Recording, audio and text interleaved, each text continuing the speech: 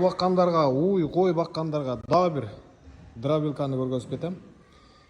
Бул жерге макапая саласыздар, теректердин чырпыктарын, теректердин бутактарын тартсаңыздар болот. Жөн эле пырчалайт нары бери кылыпчы. Бул жактан салсаңыздар, мынал жерден чыгарып берет. Мынал жерден чыгарып берет.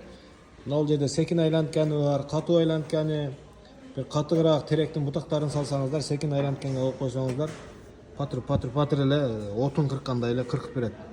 Макапая салсаңыздар, оборот күчтөрүн алып койсоңуздар, жакшы майдалап берет.